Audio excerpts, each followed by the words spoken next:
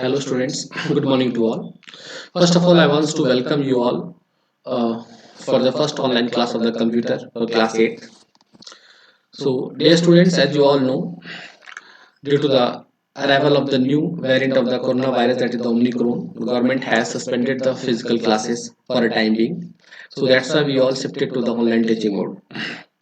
So students, it is a request to you all that please cooperate on this online teaching mode. So whatever the videos we upload on the school website regularly every day, you visit the school website and see the videos, see the recorded lectures what we have uploaded on that school website. Okay. Now students, as you know, in the last week we have started this lesson 9 app development in the school during the physical classes, and half of the chapter is covered. So today we will continue this chapter, and before the starting of the next topic of the discussion, first of all we will do the recall of all the topics which we have discussed in the school, which we have studied in the school. Okay. So students, in the during the physical classes we have discussed about this introduction to the apps, types of apps, classification of mobile apps, and use of common apps. And the remaining topics are there which we have to discuss today. That is about the downloading and installing of the application from the Google Play Store. That how we can install any application from the Google Play Store. And after that we'll discuss about how we develop our own mobile applications. So with the help of the AppyPie app, first of all we install an AppyPie app on our mobile phone, and after that we will learn that how we can develop our own mobile applications. So students, let us do the recall of the previous discussed topics, that is the introduction to apps.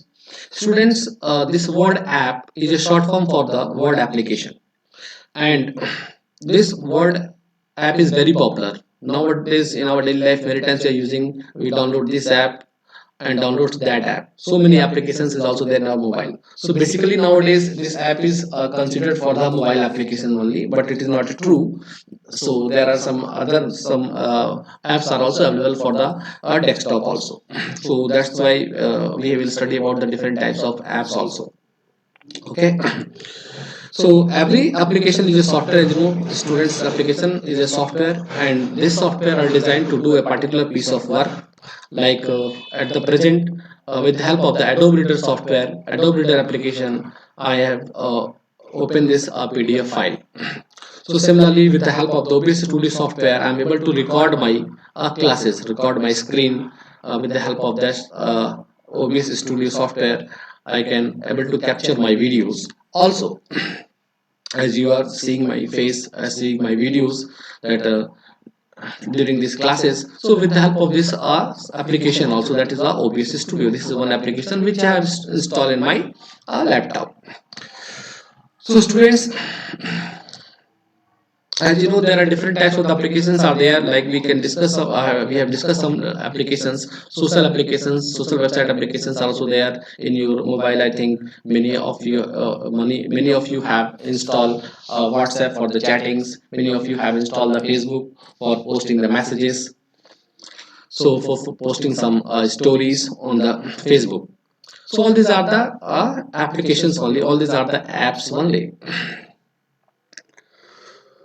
So students, as you know, all these smartphones, tablets, and mobile devices are a small computers only. They are come under the category of the microcomputers.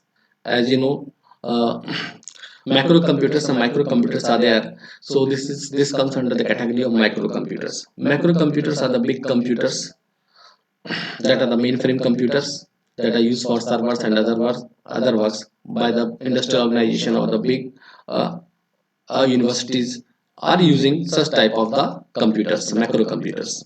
Okay. Now, as you know, the students, the computing power and the memory of the mobile phones are very less in comparison to the desktop or laptop computers. As you know, the hard disk size of the desktop or the laptop today is 1 terabyte. If you purchase any laptop, you will find the hard disk of 1 terabyte. But if you purchase any mobile phone, you are not going to get a memory of 1 terabyte. So that is the one we can say limitation of the mobile devices or smartphones. And second thing is computing power is also very less, since the size is less, and also the memory RAM what we are getting, that is also a less size. But in the laptop or the computers, you're going to get a RAM of 8 GB RAM. But in the mobile, expensive mobile, if you purchase, then only you are going to get of 4 GB RAM or something. Okay, otherwise 2 GB 4 GB RAM is very common for the mobile phones. So most of the desktops do not have. Another thing, what the advantage over these mobile devices? Mobile devices have the touch screens, but in the desktop computers or the laptop computers, you do not find these touch screen capabilities. And while all the mobile devices have the touch screen, as you know, if any there is a, if you're using any smartphone of any company, so I think there you'll get the facility of the touch screens. So this changes the way that how the user interacts with the device. Previously, what at the starting time, the keypad mobiles are available in the market. We are using the keypad mobiles, so everything with the help of the keyboard, with the keyboard or with the keypad, we are giving the instructions to the mobile. But nowadays we are just tapping on the display, because it is a touch screen. By tapping on the display, any file we can open, or any application we can open. Means we are giving our input message by touching the screen, by tapping on the screen. So all the apps are designed to work on different operating system. Basically, this is also one thing, that any application software is executed or run by the operating system only. Then this operating system is also a software. This is called a system software. Okay. So like the in the like today in the mobile smartphone, most popular operating system is what? Android. That is the Android operating system. And with the help of the Android operating system, many applications we are running on the mobiles. There are some other mobile operating systems are also there, like the Symbian operating system, like the iOS operating system for the iPhone, and like the Microsoft operating system for the Nokia is also used as a mobile operating system. So there are a variety of operating systems available in the market. Similarly, for the laptop and desktop also, many operating systems are there, and this like the Windows 7, Windows 10, Windows 8, and for Linux, Unix, and the Mac operating system. So a variety of operating systems are available in the market. So one more thing, for the better running of the app, what we need for any better running of the application, we need the internet connection. So if the internet connection strength is good, if the internet signal strength is good, so the app will run better. Otherwise, your whatever the application you will run, that will lag. That will that will respond slowly. Okay, so for downloading any application from the Google Play Store on Android phone or through the App Store on the iOS phone, we need the internet. Without internet, we cannot download any application from the store. Okay, so now the types of apps.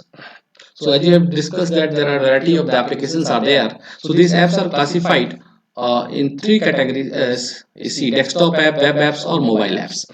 Okay, so this is desktop applications which we use on the computers. This is the web applications or mobile applications. Okay, now see this the desktop applications. So this the apps which is used on the desktop or laptop are called the desktop application, like the MS Office we are using, Microsoft Word, Microsoft Excel, Microsoft PowerPoint. All these are the desktop applications. Okay, so to run any desktop application, first of all, we have to install on the desktop or the laptop. If it is not installed on the desktop, if we will not install Microsoft Office, then how we can use Microsoft Word or how we can use the Microsoft Excel? So first of all, we have to install the applications. Whenever we install the application on the desktop, we will find a icon. Uh, so I can show you on my computer. There are different types of the applications. So let me show you different types of the. I see, as you can see, different types of the application is there. There is the Firefox one browser, and here you can see the Microsoft Excel, Microsoft Word. This is the icons. These are called the icons, and this is the desktop on which different softwares are placed together. See, many different types of the Picasa 3, Quick Heal, Adobe Reader. So these are the different applications, and all these are called the desktop applications. And these applications is managed by the operating system, and that is called the system software. That is called the system software. Okay. So example of the desktop application is given word processor, spreadsheet, like Paint or Notepad. All these are the desktop applications. Okay. Now I move to the next, that is the web applications. And these web applications require the internet connection. Now you know, for using the Microsoft Word or Excel, we don't need the internet connection.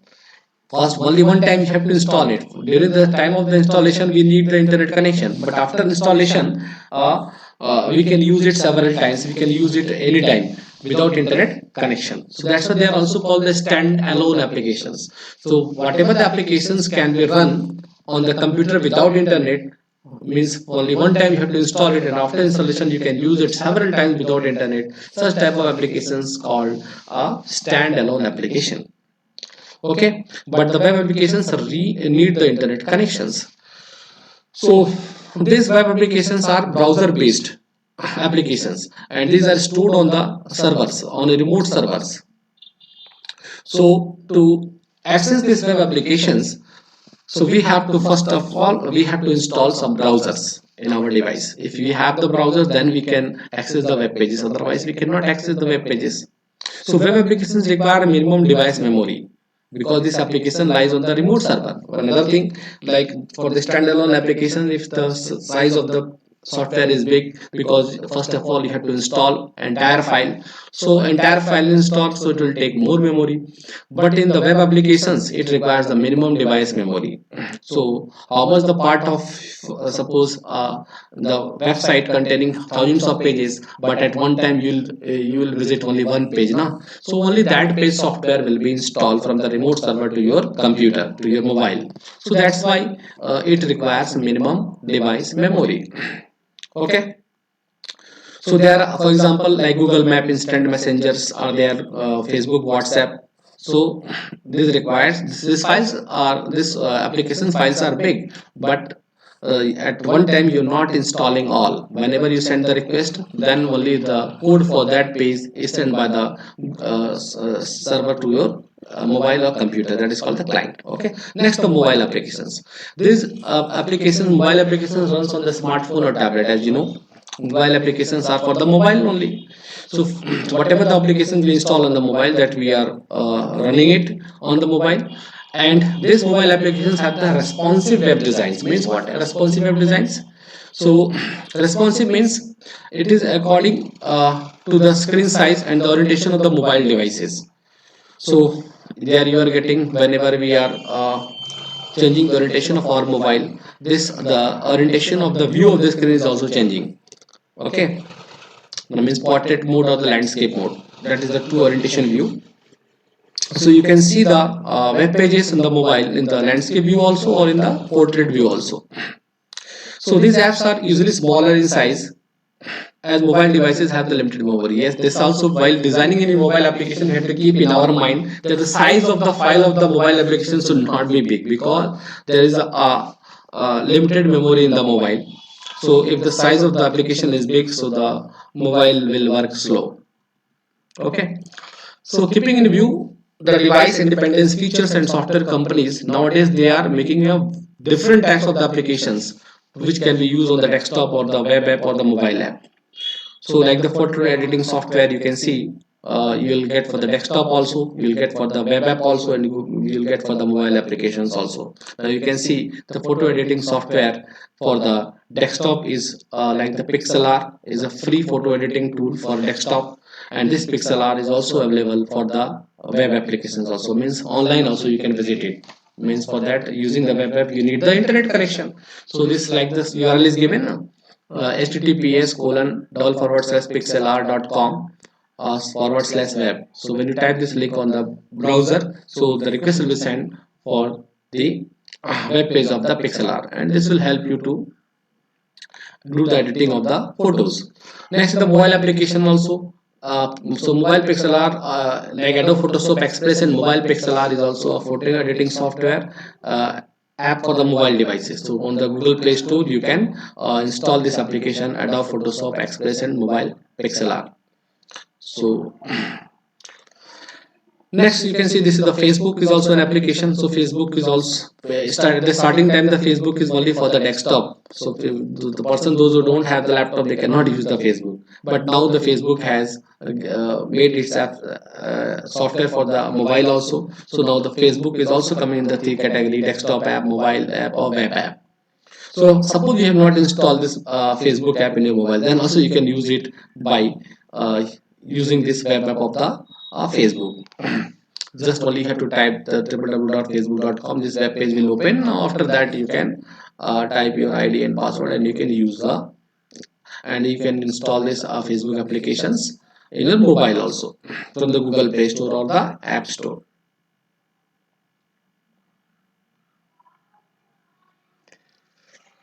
So next, like the Office suites, like Microsoft Office, this is the desktop base. This is the desktop application, and this includes the word processing, spreadsheet, and presentation. Means word processing means Microsoft Word, spreadsheet means Microsoft Excel, and presentation apps means here what that is the Microsoft PowerPoint.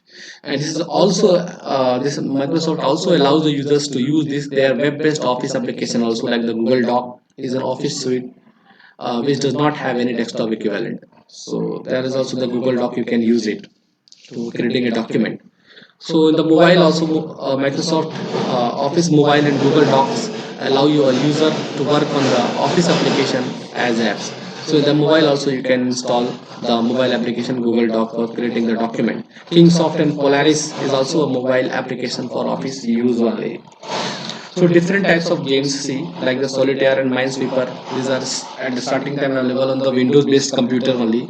Now many games are available on the web app also. So the advantage of the web based game is that they can be easily made multiplayer, like the PUBG you are playing. See, that is the only what web based game. So many persons online are playing, multiplayers are playing, more than one persons are playing online in a particular game. And these games are also available on the mobile apps also, like the PUBG you can download and install in your device and then also you can play. Okay, so this is all for the today's students. In the next class we will discuss the remaining topic of this lesson 9, app development. So thank you for all for your kind attention. Thank you.